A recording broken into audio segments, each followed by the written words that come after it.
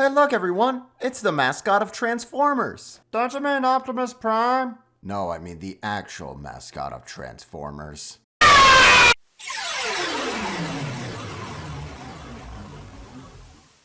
Classics Deluxe Bumblebee comes from an innocent time in Transformers.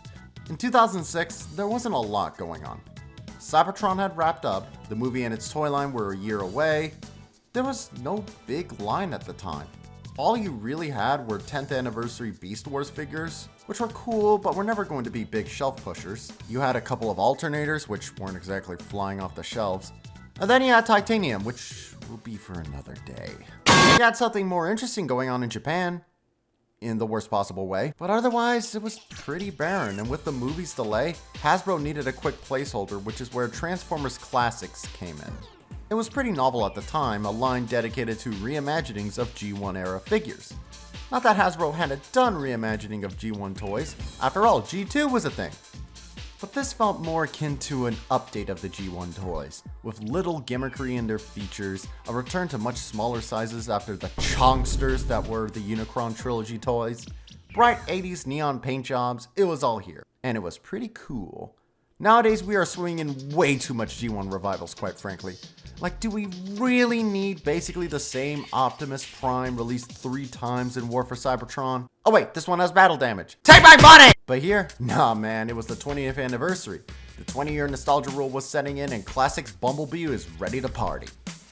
Now, heads up, he is missing a lot of stuff. He's missing his jet ski that turns into a jetpack like he used all the time in the cartoon. And he has no weapons, but I can improvise. Perfect. But honestly, that all doesn't matter because just glancing at him, this is instant charm. Old Bumble Bonito couldn't be more 80s if he tried. The simple but cute features, the less detailed but still distinct parts, he's just cute. There's no other way to put it. I just want to pet this little Bumblebee. Look at that little smile. Little dude knows how cute he is. That is a man that knows he gets all the girls. Yeah, he's got a bit of junk in the quite literal trunk, but it doesn't throw off his weight, and it doesn't ruin the front view either. Even his arm doors, which do stick out quite a bit, are thankfully manageable. The arms utilize ball joints to get some really nice movement. Even his head is on a ball joint, meaning he can nod agreeingly while a friend is giving political opinions he's not in the mood to argue with. Leg articulation isn't as good, sadly, as while it has alright maneuverability, you can't rotate the whole leg around much. There's also no ankle pivot, not that he could with all this car in his legs. And due to the plastic bits on his knees, he can't even bend over and shake that bumble butt. Okay, so the robot mode is very cool and all, but you can't just have a cool robot. It's gotta have a nice alt mode too. Well, after a transformation so simple, I immediately got without even thinking. It turns into this adorable cross between a Honda Civic and a Subaru Impreza. No, the puns won't stop. This is the best kind of throwback. It gets what makes the G1 toys still a little desirable. A lot of the old Diaclone figures would have nice little details in them to make them more than just a car shell with robot organ. You not only got translucent headlights, but you even got seats. Find a figure small enough and you can have your own sandwich with it. There are still some other problems, some of them coming from the Classics line in general, such as the fact that almost all of them are in deluxe scale. It's not so bad with other figures, he's relatively in scale with other deluxe figures such as Thrillin' 30 Deluxe or Legacy Deluxe. But with the Grimlock from the same line, it's a little distracting. Also, why are his stripes white? They should be black.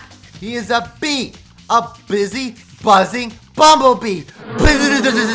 But overall, I still give this figure 4.25 out of 5 Bumblebats. It's very charming, easy to transform, or overall, just a nice figure. It's also so easy to transform that it could be a great way to get someone into collecting Transformers. The leg issues do hurt it a bit, but not enough to ruin my enjoyment. It's also just funny to me that this was the last Bumblebee that came out before the live-action movie, and resulted in Bumblebee's promotion and Optimus Prime sometimes being regulated to the Bumblebee list.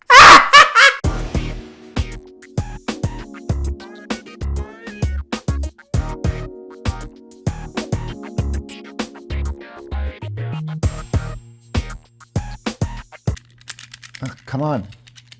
Stop it. Stop pinging off.